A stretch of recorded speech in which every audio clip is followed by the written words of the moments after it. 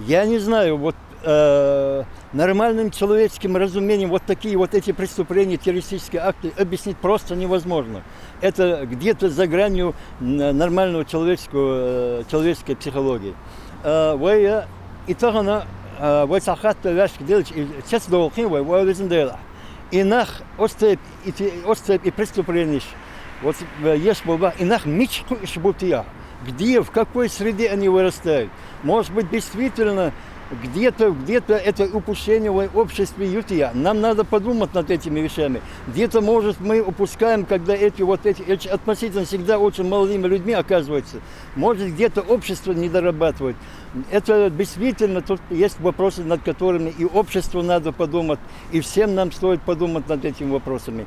Потому что ни один человек, дети же не рождаются преступниками. Они же потом, в силу определенных обстоятельств, определенных воздействий определенных людей, они становятся преступниками. Значит, в этом плане нам есть действительно о чем подумать, и работа над этим совместно всем нам, и обществу, и государству есть над чем поработать.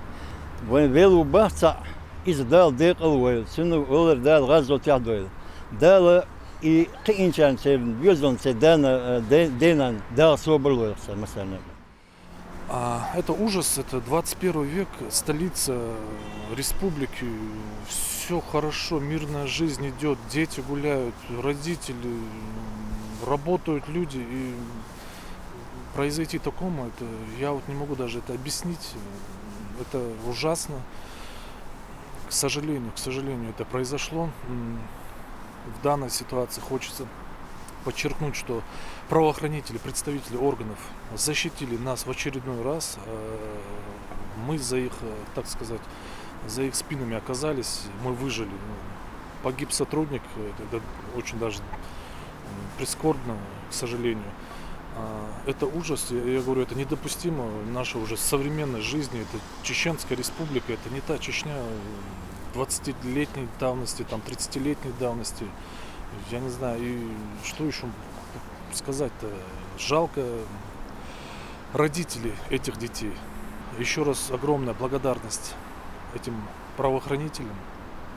Им скорейшего выздоровления.